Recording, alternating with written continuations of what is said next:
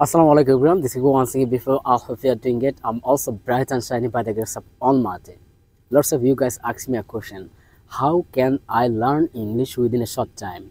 This is actually burning question for every English learner. So আজকে আমি আলোচনা করব যে আসলে কিভাবে অল্প দিনে আপনারা ইংলিশ ল্যাঙ্গুয়েজটা শিখতে পারেন। দেখেন অল্প দিনে যদি আপনি ইংলিশ ভাষাটা শিখতে চান তাহলে আপনাকে 3টা কাজ প্রতিদিন করতে হবে। আমরা ভাষা শিখতে চাই কিন্তু আমরা আসলে কষ্ট করতে চাই না, এটা কিন্তু হবে না। আপনাকে কষ্ট করতে হবে এবং সঠিক গাইডলাইন অনুযায়ী আপনাকে শিখতে হবে, তাহলে আপনি অল্প দিনে ইংলিশ ভাষাটা শিখতে পারবেন। এখন কথা হচ্ছে কিভাবে আসলে শুরু করব এবং কিভাবে অল্প দিনে শেখা শেষ করব। এর জন্য আমি বলেছি 3টা কাজ আপনাকে করতে হবে। প্রথম যে কাজ সেটা হচ্ছে দেখেন আপনাকে একটা এনভায়রনমেন্ট ক্রিয়েট করতে হবে। আচ্ছা, এনভায়রনমেন্টটা কি? এনভায়রনমেন্ট হচ্ছে দেখেন ইংলিশ এনভায়রনমেন্ট, যেখানে আপনি নিজে নিজে ইংলিশ প্র্যাকটিস করবেন সব সময়। আপনি মনে করবেন যে আমি আমেরিকাতে এসেছি এবং আমার সাথে যারা কথা বলতেছে আশেপাশে সবাই আমার সাথে ইংলিশে কথা বলতেছে।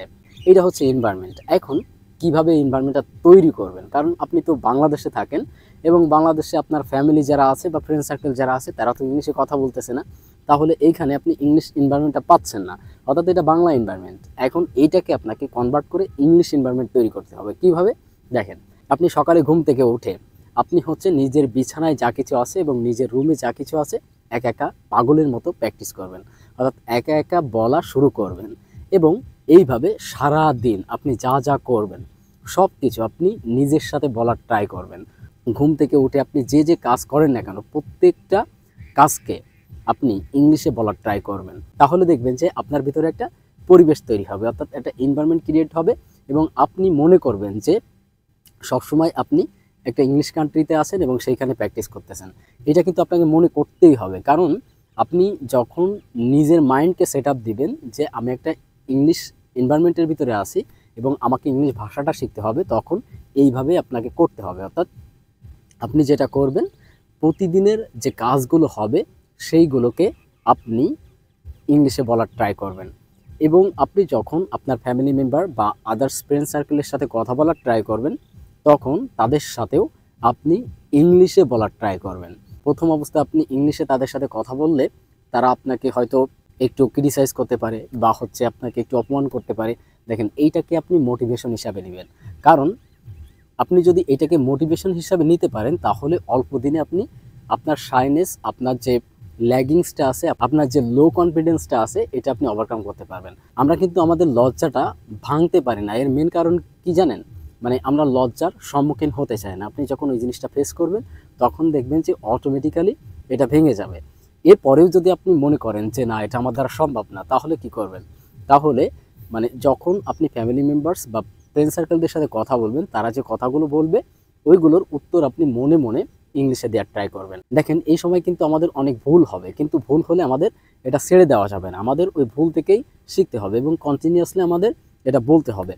আপনি যদি এই কাজগুলো করতে পারেন তাহলে দেখবেন যে আপনার ভিতরে একটা পরিবেশ তৈরি হয়ে যাবে এবং আপনি মনে করবেন যে একটা এনভায়রনমেন্টের ভিতরে আছি এবং আমাকে এভাবে শিখতে হবে। দ্বিতীয় যে কাজটা সেটা হচ্ছে দেখেন আপনাকে পর্যাপ্ত পরিমাণ লিসেনিং করতে হবে। আমরা যদি লিসেনিং না করি তাহলে আমরা মোটিভেশন হারিয়ে ফেলবো, এই জন্য আমাদেরকে লিসেনিংটা করতে হবে।